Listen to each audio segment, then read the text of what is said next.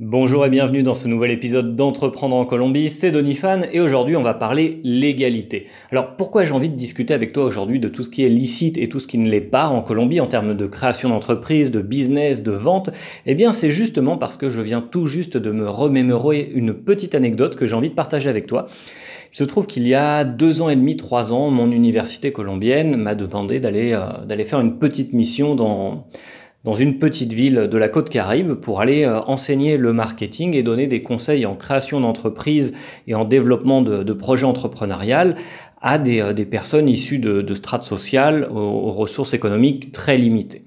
Donc je me retrouve dans une salle municipale de la mairie locale pour expliquer voilà, des concepts basiques de marketing et comment créer, comment démarrer un business. Et pour débuter cette petite classe où j'avais une vingtaine d'étudiants, eh bien, j'avais eu l'idée de d'abord commencer mon cours en leur demandant, voilà, présentez votre idée de business, chacun votre tour, qu'est-ce que vous voulez créer, de quoi vous avez envie de vivre, quel est votre but, qu'est-ce que vous voulez créer comme entreprise. Et arrive un moment où c'est le tour d'un jeune homme et il nous explique que lui, il veut créer une boutique de sport, il veut créer un petit magasin dans lequel on pourrait trouver des chaussures de marque, des maillots de football, etc. Donc tout ce qui est Adidas, Nike, Puma, etc. Et donc moi je lui demande, bah écoute, très bien, c'est très intéressant, et explique-moi pourquoi les gens voudraient aller acheter dans ta boutique plutôt qu'une autre. Qu'est-ce qui fait que ta boutique va être plus intéressante pour les consommateurs de ce genre de produits? Quel est ton petit plus à toi? Qu'est-ce qui va faire que les gens vont tomber amoureux de ton concept et vont t'acheter des chaussures à toi et pas aux voisins? Et là il me répond, eh bien, dans ma boutique, il n'y aura que des produits originaux, il n'y aura pas de copies, il n'y aura que des marques 100% authentiques.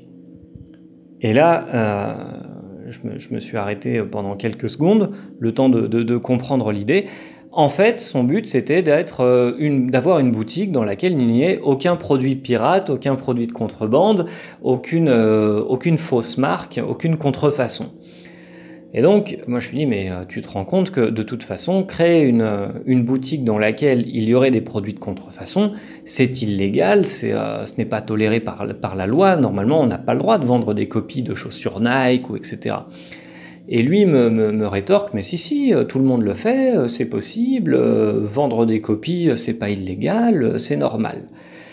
Et alors là, on a été dans un moment d'incompréhension à la fois culturelle et commerciale, mercantile ou tout ce que tu veux, parce que moi, de mon point de vue européen ou français, vendre une paire de chaussures, que ce soit Adidas, Nike, Puma, peu importe la marque, si c'est une copie, c'est illégal, tu peux aller en prison et c'est grave. Et lui, dans sa vision du monde, dans ce qu'il connaissait, dans son quotidien, c'était largement plus normal et c'était totalement tolérable de copier et de revendre des produits avec des marques contrefaits.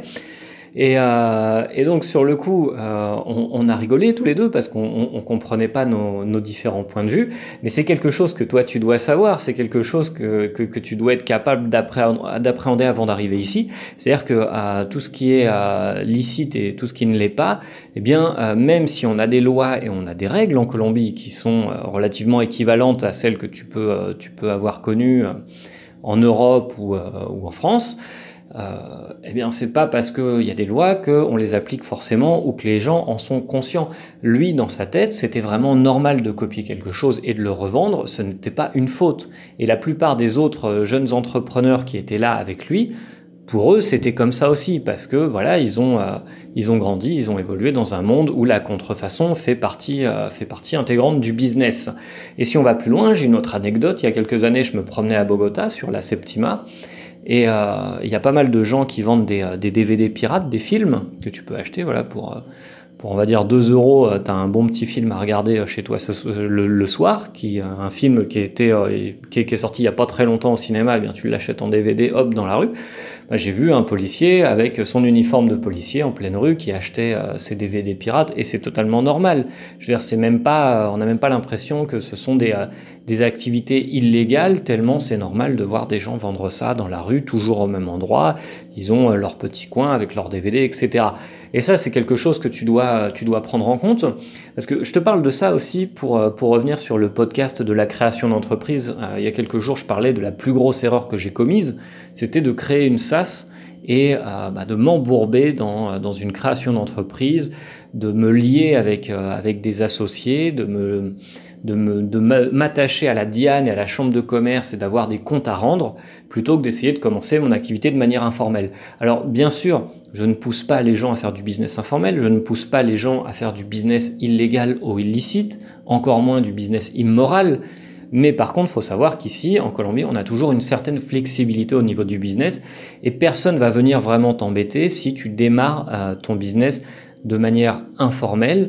Moi, je préfère dire de manière flexible pour tester ton marché, essayer de faire 2, 3, 4, 5, 10 ventes pour commencer et voilà, prendre confiance en toi, te rendre compte que oui, ton marché existe, oui, il y a vraiment des acheteurs et des gens qui sont là pour acheter ce que tu as à proposer.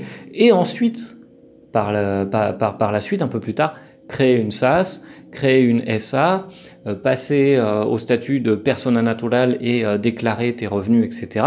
Bien sûr, il faudra le faire si tu veux que ton entreprise grossisse, si tu veux que ton entreprise grandisse, si tu veux que d'éventuels investisseurs ou des alliés institutionnels aient confiance en toi. Bien sûr, il faudra créer une structure légale, mais ce n'est pas la première étape.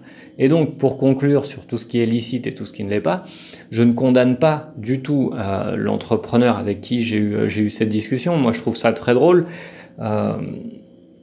Pour eux, c'était pour lui et pour ses camarades, c'était quelque chose de normal, ce n'était pas choquant. Et c'est le genre de choses que tu dois savoir avant de venir ici, c'est-à-dire que les valeurs que tu as ou les valeurs que tu penses avoir, les règles que tu penses qui sont primordiales à respecter, à suivre, eh bien dans ton monde franco-français, dans ton monde européen, dans ton monde québécois, belge ou suisse, eh bien, il va falloir les remettre en question quand tu vas arriver ici, et pas seulement d'un point de vue business, mais aussi d'un point de vue culturel, d'un point de vue vocabulaire, d'un point de vue communication. Il faut être capable de se remettre en question tous les jours quand on entreprend à l'étranger, quand on vient créer une entreprise en Colombie, mais c'est pareil dans d'autres pays. Il faut être capable de revoir sa façon de penser, sa façon de réfléchir et d'appréhender les choses en fonction de l'endroit où on est. Garder une certaine partie de ces valeurs et de ces comportements qui sont de notre propre culture, c'est important, mais aussi en emprunter d'autres. Et c'est pour ça que moi je recommande vraiment de commencer sans structure légale, de tester le marché et ensuite, oui, rapidement en créer une quand on sent qu'il y a vraiment du potentiel. Voilà, c'était mes petites anecdotes du jour, mes conseils du jour aussi, j'espère que ça t'aura été utile. N'oublie pas qu'il y a le forum de colombianito.fr qui est disponible si tu as quelques petites questions. J'ai toujours aussi 2 livres qui sont disponibles pour toi et une formation. Je te laisse tous les liens dans la description de ce podcast et de cette vidéo et je te dis à très très bientôt, on se retrouve demain pour d'autres aventures, un autre podcast sur l'expatriation et le business en Colombie. À très très bientôt.